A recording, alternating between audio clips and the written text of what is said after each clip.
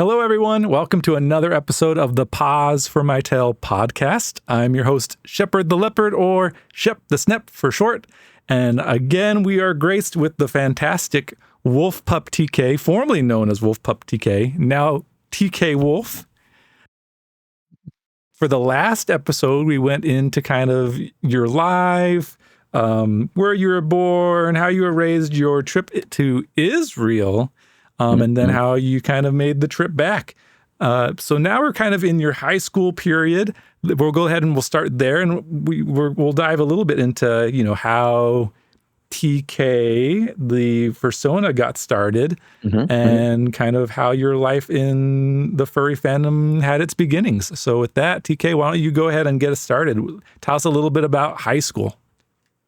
So high school was great. It was a fresh start in so many ways. New set of people. The social status had been reset. Everyone who was the big kids are now the little fries. It was definitely great to have that clean slate to start working with. And it was generally the time in my life when I started to flourish. And there was still a lot to work through, right? Because now that I had been sort of removed from the greatest piece of turmoil in our family, or like now that we weren't constantly having that explosive, all of the arguments and the uncertainty, there was still the side of like, well, here's a bunch of emotions that have been repressed for years and years. And also here's adolescence, a teenage boy, you're going to go through stuff anyway. Right. So there was definitely a lot to work through. In general, as I've mentioned, home life was better. There was still a lot of argument. There was various arguing, less intense, less catastrophic. And we were kind of learning to adjust to the new life and learning how to work through things. I was able to keep up in school pretty well. It felt great to actually have that stability again. And I remember, where kids might be complaining about school, I was just like, yeah, no, this is great. This is so not what I had 2 years ago. This is so much better. You're back in the States. I don't know what kind of media is like in Israel, but were there any like TV shows you really gravitated towards, books, media in general? Like, what really caught your attention back then? Yes. Oh my God. Yes. So, in Israel, I couldn't really watch anything. It was pretty much all Hebrew, or it was dubbed. It was an American show dubbed into Hebrew. I remember being so upset that I finally found The Simpsons on TV and it was dubbed. I was like, oh, great. Well, okay. Anyway, I think that was around the time when I started really getting into anime. That was when Cartoon Network had Toonami. And that was kind of like, it was kind of like the I want to say initial wave of anime hitting the States, or at least becoming more popularized. So you had your Pokemon and your Digimon, you had Dragon Ball Z, you had Yu-Gi-Oh, you had Cowboy Bebop. I'm sure there's more. You had your Trigun. It was just there was so much, and I loved it all. I got very into it. I got very into Yu-Gi-Oh, the card game as well. Also having like watching Pokemon the show while having a Game Boy and being able to play the OG Pokemon was such an amazing experience. Yes. Even though there definitely was a side of me like watching and enjoying pretty much all of this in secret, because it was still poo-pooed, right? Pokemon, that's a kiddie show. You can't watch Pokemon. What are you doing? So it was I wouldn't go as far as calling it a guilty pleasure, but it was definitely something that I tried to keep protected in my little bubble where I didn't have to worry about judgment on it. Well, and this was high school for you, right? So Pokemon at that point, if I'm getting my times correct, the game had probably come out when you were still in elementary school. They had the big trading card rush, but it didn't sound like that was really a big thing for you in elementary school. You didn't have a lot of access to a lot of like the console things. You had an NES at one point. But it sounds like Pokemon for you didn't become like a thing, or Digimon or anime in general, until high school, when typically those things were a little less popular at that age. Am I guessing that right? So they were less popular, but I I don't remember entirely, but I'm pretty sure Pokemon was kind of just coming out as the Oh, cool. game in high school. I think roughly around then. Yeah, shocker. I'm old. But yeah, it definitely wasn't a popular thing. But also, I think people in my high school were just kind of people were less douchebaggy. To be honest about it. People were there was less judgment in general. I felt a lot less judgment from at least from peers around then. Oh, good. Yeah, no, the Pokemon for little kids was coming from home. But yeah, no, I made some connections just around enjoying nerdy stuff. Like I had a core group of, I think, 4 or 5 friends who, over the years in high school, we met each other. We nerded out over like Yu-Gi-Oh cards and video games. We played Smash Bros all the time. Yeah, no, it was great. But yeah, it was also an era of like starting to try to find myself, right? Because you still had on the side a lot of emotional turmoil that was unprocessed. There was still a lot of anger. There was still a lot of sadness. And even though I was able to have a mostly normal and definitely much better life, it was really hard to deal with that because I didn't have anyone I could speak to about it. And it was kind of just processing and running over and over in my head, lots of different events, lots of just thinking about how life had turned out. Right. Yeah. So you had all this inner turmoil with nowhere to really talk to it, no one to really talk to it about, nowhere for it to go. Did you kind of pull inward? Did you kind of start having more like fantasies to kind of give yourself that outlet to where you'd have some way to kind of cope with some of these things? Yeah, I would say so. Like video games had been my retreat in general, right? Video games were like, they were both my happy place. They're a way of connecting with people. They're a way of experiencing stories that I wouldn't otherwise. Especially around that time when I started getting more into RPGs that had really elaborate stories and had, all these complex character interactions. But so this is always like this is tricky to talk about because frankly, most of my very closest friends don't even know this about me.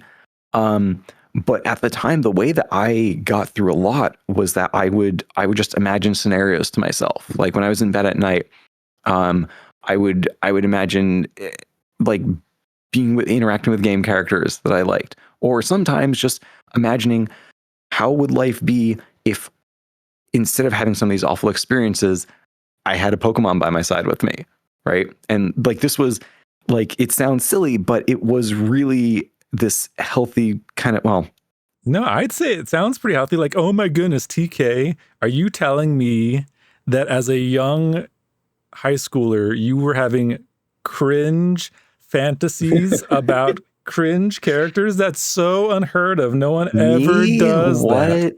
A furry imagining life with other characters. No, I would say that goes outside of furry, probably, right? But yeah, like I remember pretty clearly, like a really formative sort of fantasy moment in my life was if replaying scenarios like awful fights that I had, like with my dad, right, and imagining if I could cry to my Charizard afterward. And just get a comfort hug. And that was something that I think at the time, it just helped me process emotions. It helped me relive things that needed to be expressed in a safer way. Yeah. But and that type of sort of like retreat became something that I came to more often, right? And I will say, between the ages of 14 and early 20s, very early 20s, I basically started having an imaginary best friend. And it's a very different, interesting experience when you're older and like, obviously this isn't real, but it is this mental place to be, to exist. And it kind of just started out as I'm just imagining a thing, and eventually came into, well, what if life was like this? Yeah. And I almost had this like side fantasy living alongside my life where, what if in this moment right now where I'm feeling really hurt and really discouraged, what if I had a pat on the back and a hug? What if I had someone cheering me on? What if I had someone telling me good job when I didn't get first place in something, but I still, I still got whatever, sixth place in a mathletes competition or something like that, Yeah. You had just gotten through a really traumatic experience with your family. Your dad's no longer in the picture. And so you really don't have that outlet for that individual in your life to kind of give you that comfort or that reassurance. And so it sounds like, that basic need that we really all have, we all want to be acknowledged, to have that comfort in our lives. It sounds like that's kind of how it started playing out for you. Yeah. And I definitely wouldn't call it a fatherly figure, but just having sort of this, this feeling of a bond of like real strong trust, real strong care and support, was something that, even though like I obviously knew it was fantasy, it helped me process my emotions in a way that I just hadn't really been able to before. And it helped me, instead of fixating on the pain and the turmoil, it helped me focus on, okay, and now we're moving forward, and now we're facing forward with confidence, and now we're imagining successes, we're imagining, progress. Actually, there's, I'm not going to be able to cite the psychological studies around this, but I know that there is a lot to it, that even just imagining a positive outcome helps you realize ways to reach that positive outcome. So you have this imaginary friend, Charizard, or as you said. How did you see yourself in this imaginary scenario? Were you the Pokemon trainer, or were you just a friend? Were you yourself? So it was pretty much Mike the human, me the person. But around that time, I also had been, online a bit more. Like, we had a computer with internet.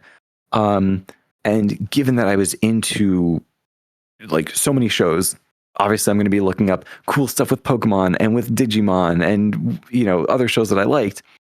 And as we know, the law of tangents in the internet means that if you're looking at Pokemon and Digimon art, you're going to find furry art. And this was something where I didn't know that furry was a thing. The term furry was not in my vocabulary. But there was something about it that I really liked. I thought it was just cool. I thought it was so freaking cool. And for no really clear reason, or at least clear at the time, I found myself really drawn to that. And of course, I can look back on that now and say, well, all of my favorite shows were usually relating to animal characters, right? You had your Sonic, you had your Ninja Turtles, you had your Digimon, you had your Pokemon. I think Digimon was particularly influential there because you have all of these really, really important bonds of friendship with like your big trusted animal friend, and they're going to fight for you and protect you. But you have to be a strong person for them too, and you have to overcome your inner turmoil to help them get stronger too. So like all of these things kind of played together. And at some point, I just sort of got this image in my mind of like me as a gray, I don't know whether I'd say gray wolf or white wolf, a white furred wolf. And it just felt like this really cool, empowering idea of like a fresh start and a new me, of what if I take all the things that I want to be, all the things that I feel I could have in me, and I put it in this character.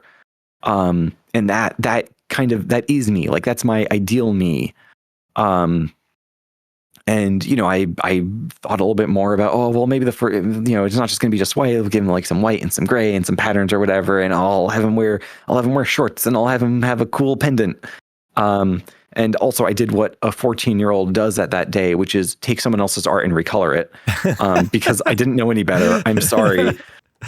But through, I think, a mix of sprite art, actually the first thing of TK was a combination of Mega Man sprites for the boots and a custom Star Fox sprite for the chest and vest, and then Tails colored to be white and gray for the head and the hands. So that was like I love this. Do you still have this somewhere? I need to see it. It's somewhere on my computer, maybe. I also made really, really cringe Sonic sprite comics back in the day. Where I made brilliant 14-year-old humor. It was I don't want to reread any of them. I'll just tell you that much. And you can also see the JPEG compression in the singular image, because I saved the same image over and over, and it would recompress every time. So panel 6 at the bottom would be clear, and panel 1 on the top would be all like gritty and have lower color density. It was great. I'm just saying, because you do Furs for Life every year, and lots of times you try to have little incentives that showing that off as a donation incentive could incentivize some donations. I'd love to see it. Saying that in a place where other people can hear it. Don't give me reasons to do more donation charity incentives. Don't let us know in the comments if there are things that you really want to see as cool charity donation incentives. And we'll totally get to your charitable efforts, I'm sure, in another episode. We'll probably devote an entire episode to it, but just saying, yeah, would love to see it. I'll consider it. Mm-hmm. So you're making pixel art of your character, your new character that you just designed and made as a 14-year-old. You're online, you're discovering Pokemon type communities, Digimon, segues a little bit into furry. When you're that young and you're just getting introduced to the fandom, what's your initial reaction, especially back then when it was a different age for furry? So back then, and I'll also say that that was around the time when I started going to message boards online. So the two big message boards that I was in were the DDR forums, and I have a lot to talk about regarding DDR as well. That was really important for me. Which the acronym stands for? Dance Dance Revolution. That is the 4-panel arrow game where you're dancing to songs and stepping on the arrows to the beat. But yes, I was in the DDR forums, and I was in the forums for this web comic called VG Cats, which was just this silly, lighthearted comic where you had these two cats. I think I want to say their names were Leo and Aerith, and they were just in various video game scenarios with silly bits. It was, there was no canonical storyline or anything like that. But they happened to have web forums. And when I was checking them out, it obviously, looking back on it now, obviously more than half of the people in that forums were furries. In fact, I would say everyone in that forum was either a furry or a self-loathing furry. Oh, no. There might have been a few people who were not furry and were just there, but basically, I mean, a bunch of people in a forum about talking cats. So, and I had a very unfair introduction to furry, because I'm, no shade to the artist of the comic who did a fantastic job and was not actively in the forums, but that place was so toxic, ridiculously so. There were some bad, hateful memeing in there. The allowed impression of furries, like whatever people were allowed to say, they're awful and terrible and disgusting, and they're weirdo freak perverts. All of every bad thing you can take, that's furry. That's what that is. But there was also very much a suspension of disbelief, maybe you would call it, or just a compartmentalization, saying, oh, but you can still like animal characters. You can still have like an animal character that you have art of, as long as you're not a furry, because the furries are the weirdos. It's almost this thing where as soon as it's a name, and I'm not that name, because there's a lot of negative connotations that are associated with that name. But just because I have an animal character that I really like, and just because I'm in these groups that are a lot of fun, I mean, I'm not that thing because there's a lot of negative associations with it. But I like those some of the things that are related to it. So yeah, that's very much compartmentalization, and well, we do it all the time, right?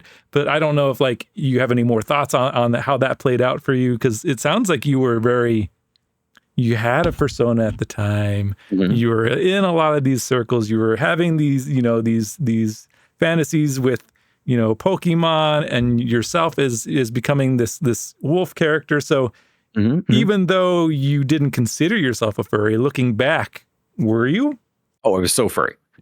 I'm not a furry. I just like the art style. Like that's where it was, right? I'm not a furry. I just like the art. I just have this character that I think is cool. That's not furry, because I think the distinction there was either A, any association between furry identity and sexuality, and B, anything relating to fursuits, anything relating to bringing it into the real world. And I was basically just fed all of the worst, most negative examples possible, real or not, just people saying awful things about it. Honestly, people will say that hatred of furry is a thinly veiled form of homophobia, and I do really believe that too. Maybe not intentionally, and it sure changes from person to person, but that same type of stigma, that same type of othering, that same type of saying, well, we're going to say this type of behavior is okay, but anything here and on is awful and should be horribly shunned and shamed. So yeah, it definitely sort of formed this path in my mind of, here's what I'm allowed to like. Here's what will be a very big problem if I do like. Which was also difficult because around that age, when you start going through puberty, you start having some thoughts. Yep. And it was also, so this trudged into a whole topic of sexuality, and finding my place in that, which I don't know if we want to get into that now or later. No, we can do it now. It sounds like a good time because you're just barely like being introduced to a lot of these circles. You're looking up, Pokemon, Digimon communities, arts. You're probably seeing things for the first time that you're like, oh. So, I mean, what was that like for 14-year-old newly sprouting TK? Yeah. So it was very, very confusing for me. Because I knew that I wasn't sort of normal in that regard, and to shed a little bit more light on that, I didn't really find myself being attracted to men or women. I didn't find myself being attracted to people in general. There were certain ideas that I liked. I could maybe imagine the thought of the intimate but non-sexual sides of, being with a woman, like cuddling, hugging, were things that felt nice to me. The thought of anything with a guy was, ew, no, disgusting, horrible, never, won't ever do it. Which was, looking back, of course, a reflection of all the internalized homophobia that I had from everything around me. That wasn't even a thought that I would allow to exist in my mind, because I knew how horrible it would be. I knew how horribly people would think of me if that were to be me. But I also just genuinely didn't believe that fit me, because I didn't like guys in that way. The thought of kissing a guy did not appeal to me. The thought of doing something sexual with a guy did not appeal to me. But you see some art of these furry characters, and I mean, they're not human, so it's not real, for one. And I didn't like I actually, in no form did I like porn at the time. I straight up did not like it. I just felt bad seeing it.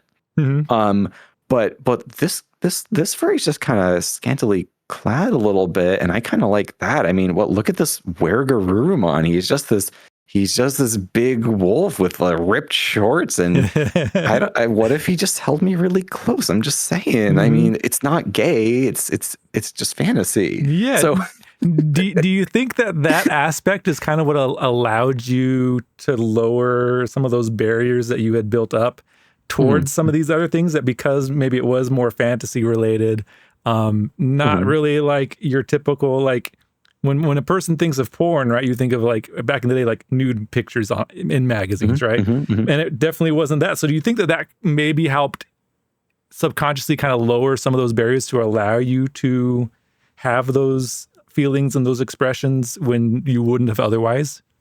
Yeah, I think it did in a couple ways. In one way, there was just this baseline feeling of safety, because my interactions with people had been very mixed. I had received a lot of judgment, a lot of anger, a lot of all the stuff we went into, right? A lot of negative things that made it difficult and scary to trust another person. Cartoon characters have always been wonderful and pure of heart and kind and caring and all these things. So it makes it feel safer in that regard. And second, yeah, the fact that it is a fantasy is just like a safe place to explore, right? It's the only person who knows about this is me. If I end up not liking it, it didn't happen, or I don't revisit it. It is probably the safest way to explore something like that, right? Just in your mind. And I knew that it was just something that felt nice.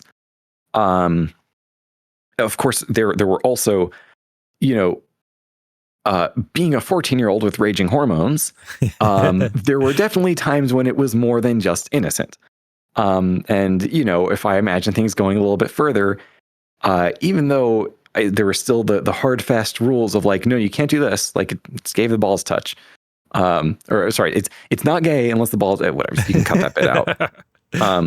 But there were certain boundaries of comfort which I didn't want, and B didn't need to go to have that kind of satisfaction and self play. Now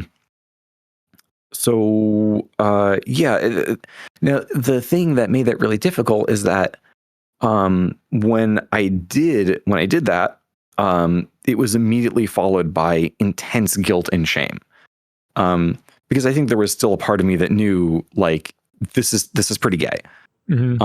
Like, obviously, if I'm attracted to the male figure and I'm looking at some furry, a furry type character, it's pretty gay. In my mind, it wasn't, but in my heart, I felt it.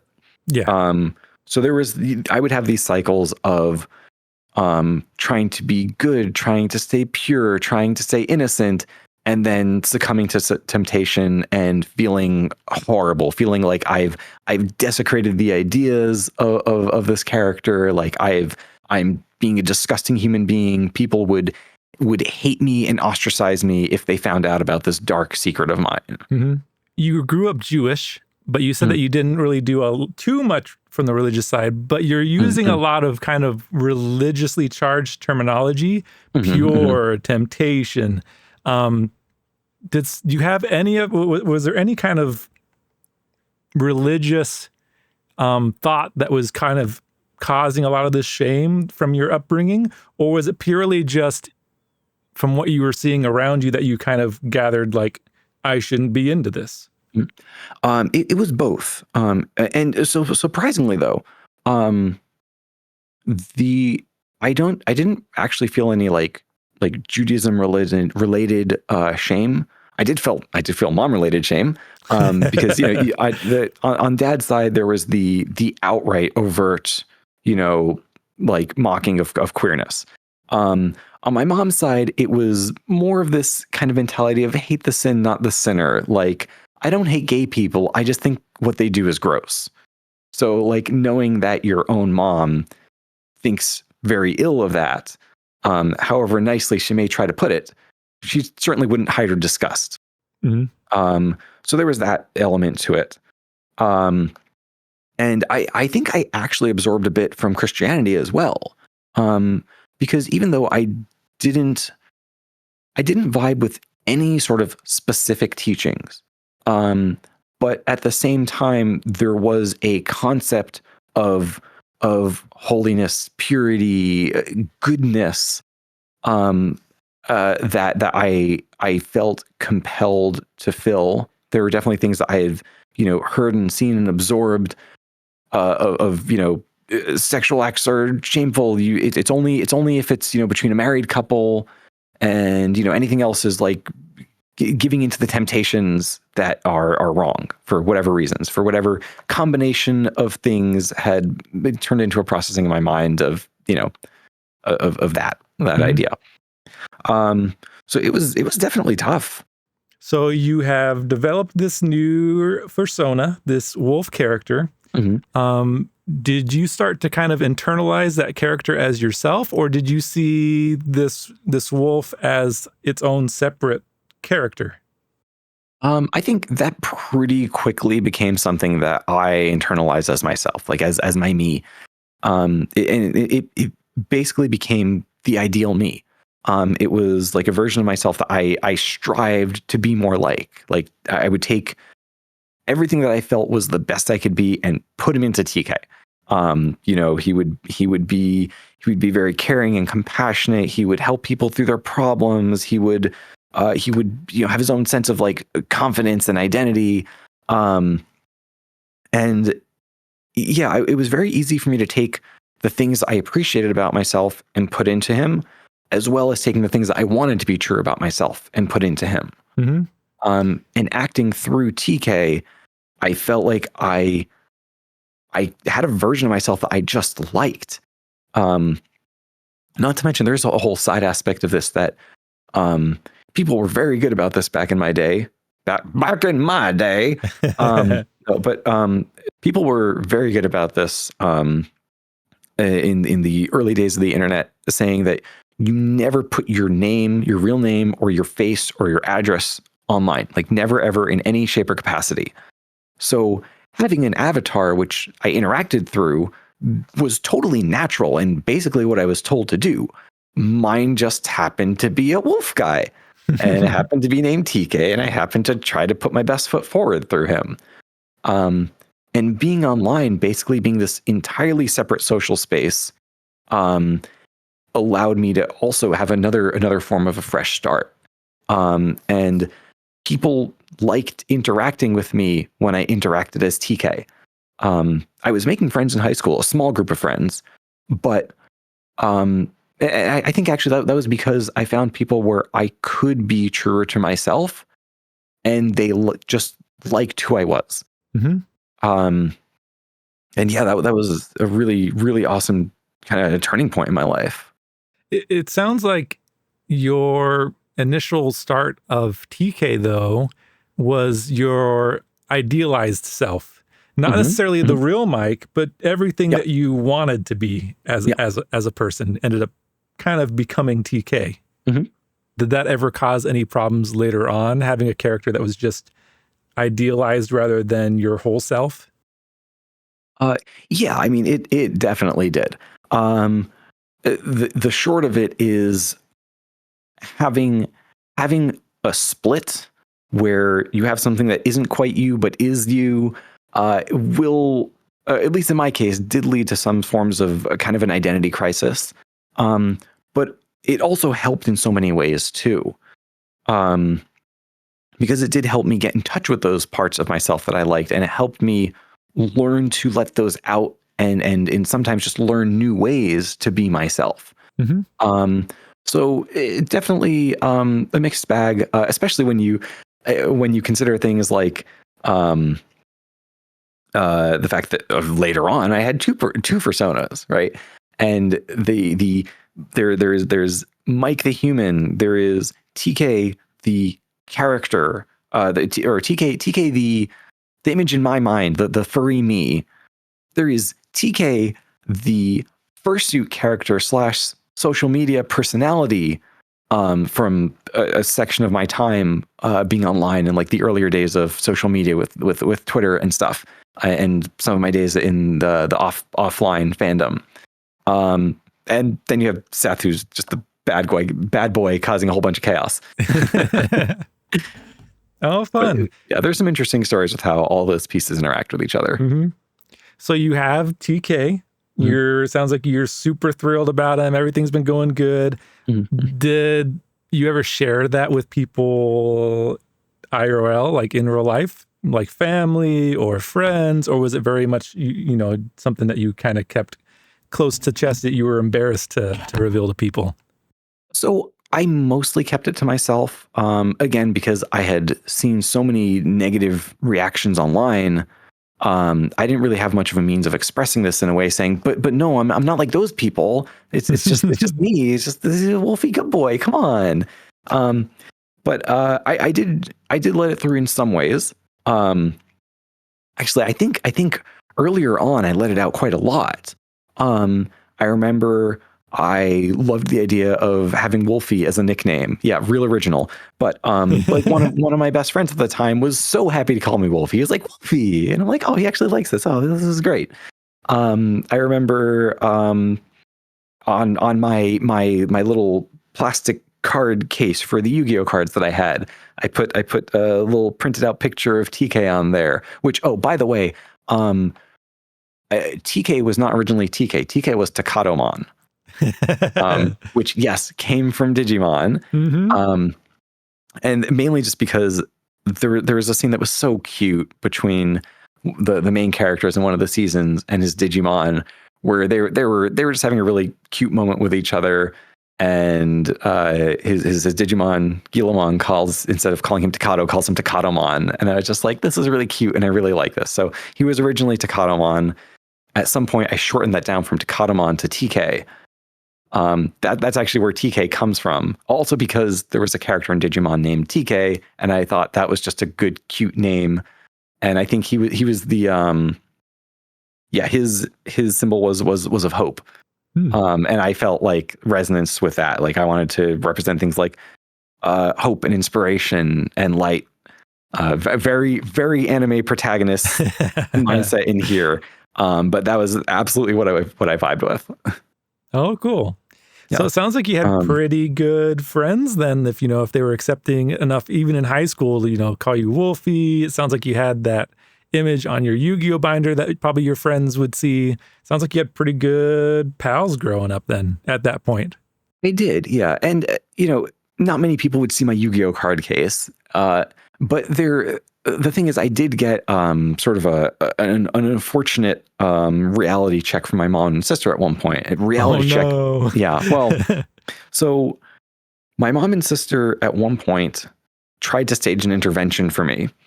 Where I walked into the living room one day and they're just both sitting in there and they're like, Mike, take a seat. And I'm sitting down like, okay, what? And then instead of approaching the topic in a healthy way, they pretty much just start railing at me with, what is this weird thing? You're not an animal. Why are you calling yourself TK? You need to stop. This is weird. No one's going to like you. You have to stop. So that didn't go over very well. Oh, no. I left that room very quickly. And I clammed up real tight about furry, because what stronger confirmation could I have other than the two members of my family remaining saying that this was bad and I needed to stop. Mm-hmm. So that confrontation didn't necessarily cause what you were interested in to cease. It just caused you to not share it anymore, just to kind of hide it. Mm-hmm. Yeah, because this was something that felt so strongly positive to me. Like there was no room for uncertainty in my mind that this was a good thing for me. And it wasn't even, I don't think I was even looking at it in the sense of, is this healthy or unhealthy? It was me. It was how I expressed myself. It was the happiest and most confident I'd been in my life, basically. Like, this is it. This is me. So yeah, I just was a me that I had to hide from most of the world. So it sounds like with your mom and your sister, you had just had this experience where they had an intervention. You kind of had to close yourself off a bit. Mm-hmm. Your family at the time was already separated largely from your family in Israel, because you had just moved back, and it sounds like all of your extended family was back there. Mm-hmm. How was the rest of how did that family dynamic go back at home in the United States? Given that you were being kind of quiet about some of the things that were important to you, but it sounds like also your mom and your sister had a rough history that couldn't have been easy. Were there any kind of tensions that arose because of that? Yeah, it was tough. And yeah, I did mention that like my sister was closer with my dad than with my mom. And they had some issues, they had some scuffles. Um, the difficulties that I had with my mom were magnified between her and my sister. And I very frequently found myself playing like the peacekeeper in that situation, where I felt this really sad weight that my family, which used to at least have some extended family on my dad's side, was now three. And even in that three, my mom and sister were at each other's throats a lot. And I was struggling to try to get them to keep having to make up, to keep trying to find middle ground. And it was, I'm glad that I had a stronger sense of self at that period of time, to feel like I could try to help. But at the same time, it was exhausting, to try to have to fight for this little shred of family to stay a shred of family. And it was, it was rough. Cause with my dad's side of the family out, my mom's side of the family was extremely small. It was, it was her. She had, her two parents, and there was no extended family on my mom's side, which is a whole other thing. Which I guess I think it's reasonable to bring up now. So, and trigger warning, murder. So, on my mom's side of the family, my great grandfather had two brothers and a sister. His sister was imprisoned in Auschwitz, and she was a survivor who did not leave as her whole self. She had severe emotional scarring, and his two brothers were murdered by Nazis. So my family tree was quite literally cut down. And even though I didn't know the details of what had happened until I think later in my 20s, it still had that impact on me, that I have this really tiny family that even, in many cases, if your parents were to get divorced and you had such a significant break between one parent that you're cut off from them entirely, you would still have a larger network of family on the other parent's side. But it was just the three of us. So yeah, that put such it was so critical of me to try to keep them together somehow. Yeah. And it was a strain. Yeah. There's this concept called intergenerational trauma. And it sounds like perhaps your mom was dealing with, maybe, even though she wasn't directly involved with what went on then, it sounds like a lot of the effects of the Holocaust played its effects in her own life, which then also kind of got passed down to you in a way.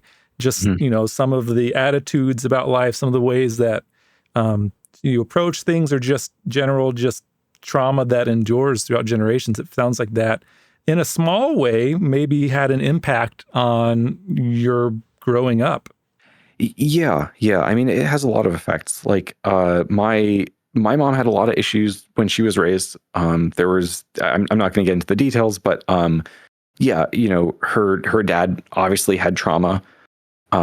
There were some issues with how, there were some pretty rough times with how she was raised that caused her to have her issues. Those issues bled to me, into my sister, into her marriage. So you see these rippling effects, and it's just an injury that persists and evolves over time. And granted, I think to an extent, most people have gone through some really difficult stuff in their life, right? Mm-hmm. I think it's just a higher chance of having something that you don't really figure out how to resolve. Yeah. And it's part of what makes family really, really tricky and complicated. Because I didn't get into some of the details of the difficulties between me and my mom. I'll leave it at a general bucket of harsh criticisms and lots of difficulties relating, alongside a lot of love and nurturing and great things.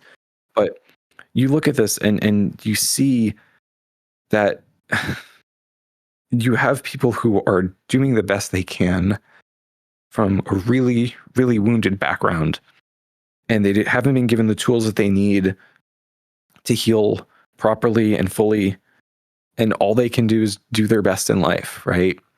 And I know it's really easy for some people to look at something and say, well, this happened and that was abuse, so cut them out of your life and be done with it.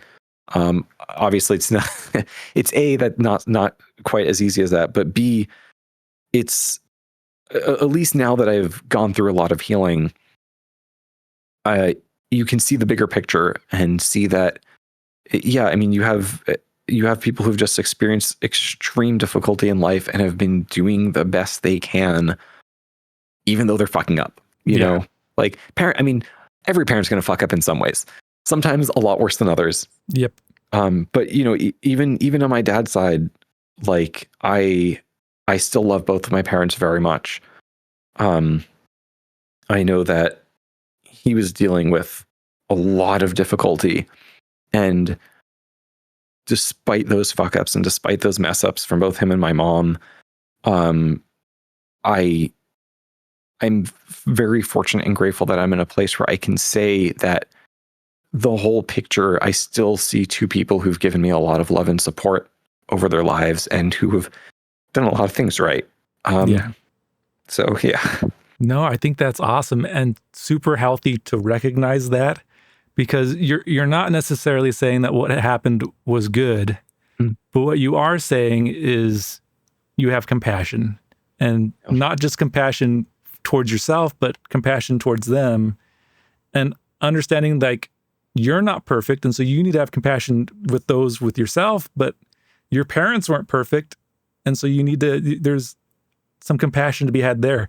There's research being done on something called compassion focused therapy. And we don't need to go into it, but just the fact of one of the best ways to kind of get rid of that shame and that guilt is to kind of have that compassion, not just for yourself, to be understanding and allow for those imperfections, but to also have that for other people. And it sounds like that's something that has been generally healthy for you, is to kind of realize that it wasn't a good situation, but you can understand how it got there and have a little bit of compassion for them.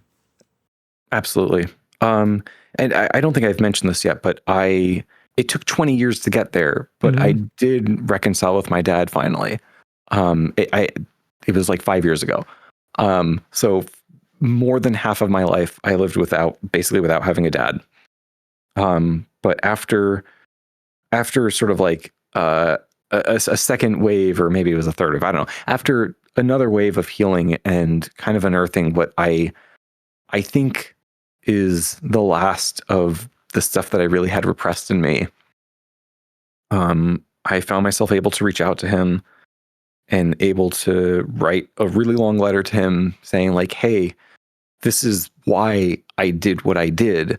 And I don't want it to be this way forever. I don't want to be locked in the past. And I want to use the time, whatever little time we have left, to have some relationship.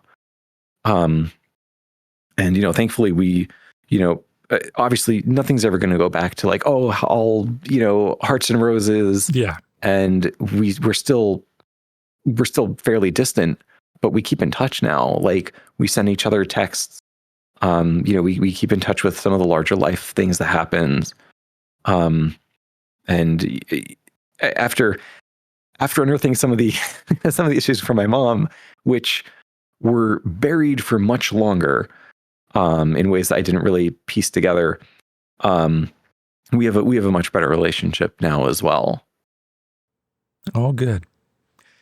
Well, that's amazing. And it would be a good place to end, except I want to get through high school before we finish. That's true. There are some fun high school shenanigans. There is. So why don't we go ahead, tell us like a little bit more about your high school before we finish here. Like, I know you have some fun stories about extracurricular activities and some jobs you had.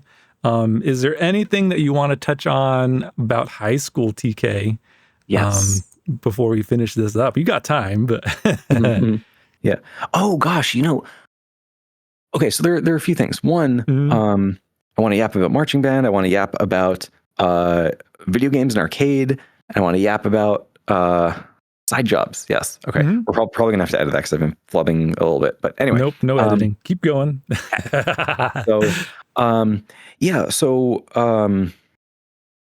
I forgot to mention this earlier, but the arcade was such an awesome, magical place for me. And this also goes into, earlier days in elementary school and middle school. The arcade was where I got to go when I did good on my report card. Because the arcade had this promotion where for every A on your report card, you get 3 tokens. Oh, wow. Yeah. So that was a celebration for a good report card. Whenever I got it in, every A gets me some tokens, and parents would get me a few more.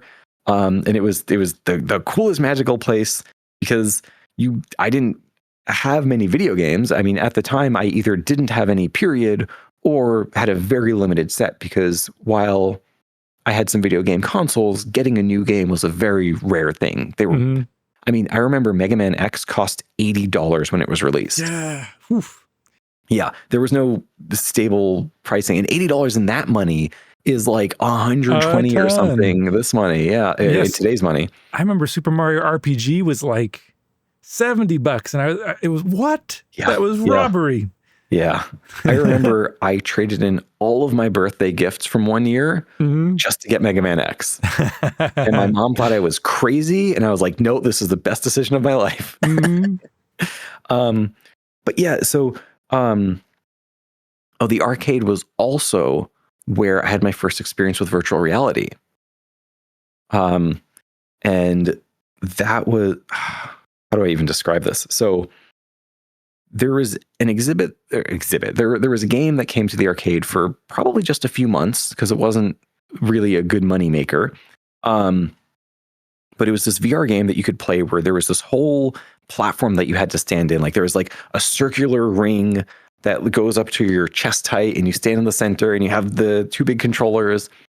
And it was the first VR anything that anyone got to experience, other than maybe if you were some researcher in like a computer lab or something. It sounds like Fancier Virtual Boy. Yeah. This thing ran at probably 10 FPS. I might even be generous with that, but I actually looked up a video. The game was called Nightmare Dactyl or something like that, if you're curious. It came out in 1991, but it still was VR. So you still have the depth of vision.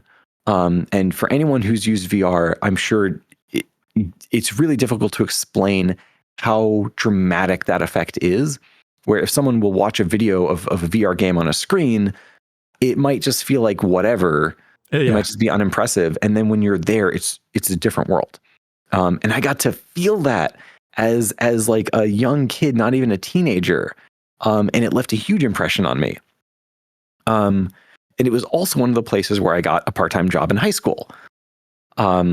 So whenever I could, I was able to arrange some rides from my mom, for friends of the family, to get in there, to get some hours in, to get some jobs.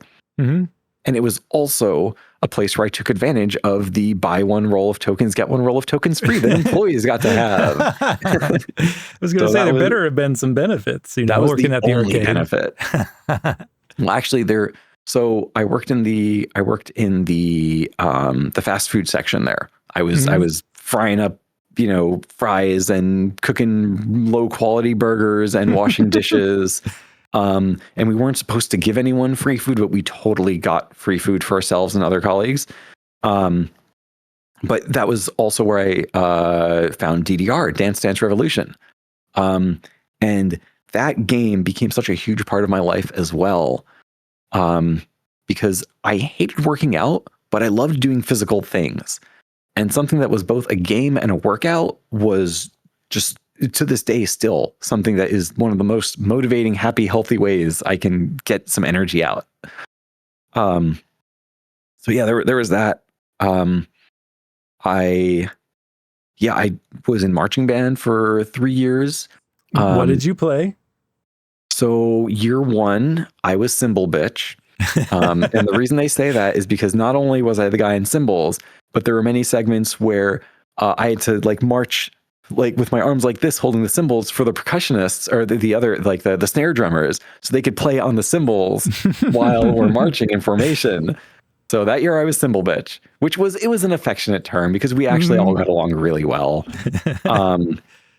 And the 2 years after that, I was bass drum. I want to say bass drum 2 and 4. Bass drum is like the big thing that you have like the harness that hooks onto your back and you got the big old heavy thing. We had our the last week of summer before school starts, when you have band camp and it's 90 degrees and you're standing out there with this heavy freaking thing on you trying to memorize these formations. It was great.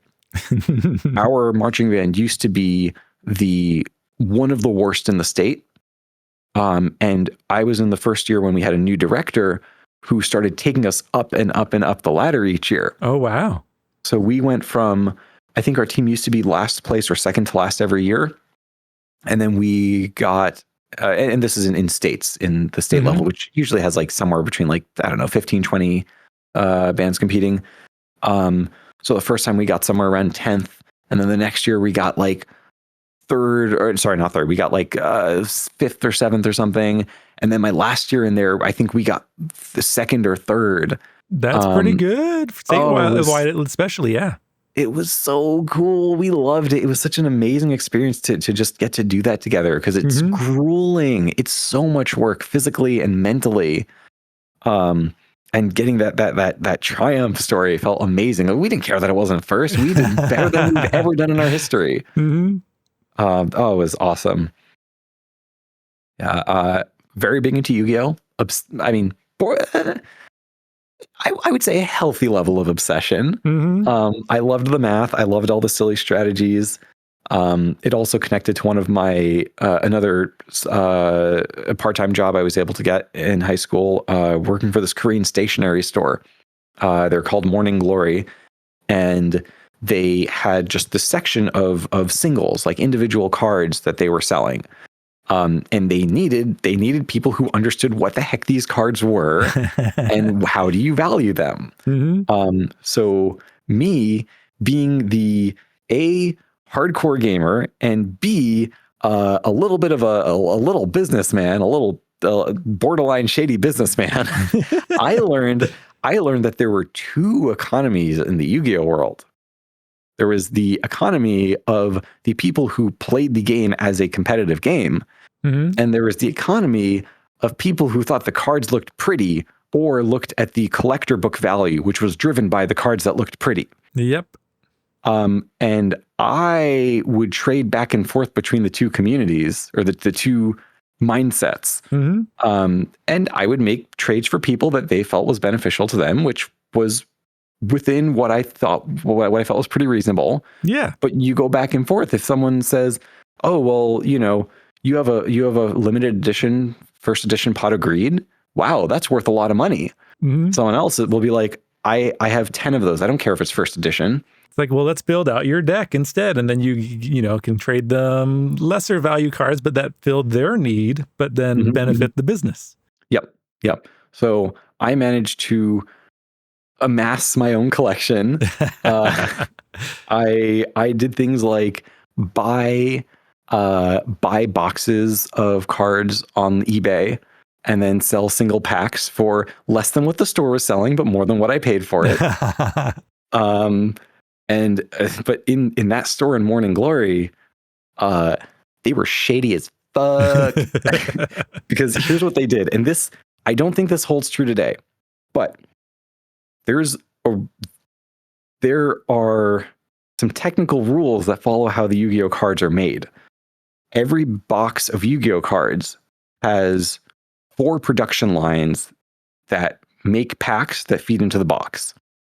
One of those production lines has all of the super rares and the ultra rares, all the holofoil cards. And each of those production lines also has very slight misalignments in their printers. So if you look really, really carefully at a pack, you might say, oh, there's like this little speck right here on Yu-Gi-Oh's cheek. And you'll notice that 1 out of 4 packs in the deck have that little speck on Yu-Gi-Oh's cheek. And you find these little imperfections, and you can sort the entire box into 4 piles. You open 1 from each pile until you find the rare one, and then you just keep open that pile. entire stack. And you've now got all the rare cards out of the box.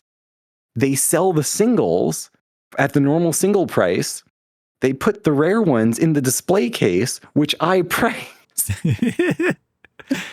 I was such a shady little bitch. No, I've heard of people weighing decks of cards to figure out which ones had more hollows because they weighed more. I couldn't get that one working. I tried it. It's not wrong. You just need a very high quality skill for it. Oh, fun. But yeah, they taught me that. So it's not my fault. It's their fault. They made me do it. They instructed me to do it. And you collaborated. I was very happy to because I felt smart as hell. I even became a certified Yu-Gi-Oh tournament officiator. Oh, wow. And I ran, which isn't that difficult of a process, but you just have to be a nerd enough to like understand the ins and outs of their rules and how it works because it was pretty convoluted.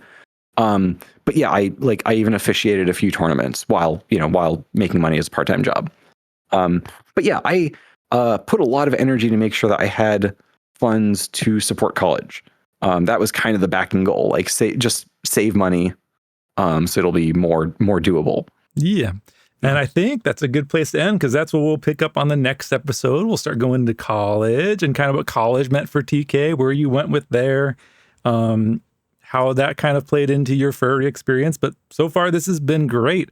We probably have a few more really exciting episodes. There's topics we haven't even touched on that I'm really excited for. So make sure you stay tuned for those. Again, if you haven't liked or subscribed to the channel, we're still very new as a podcast. And so any help you can give, spread the word, hit the like button, hit the subscribe button. It helps us out a ton. Thank you again, TK, for being on the show. You are amazing. Oh, no, you are amazing. You. You're breathtaking. Thank you for having me here. It's great. Yep.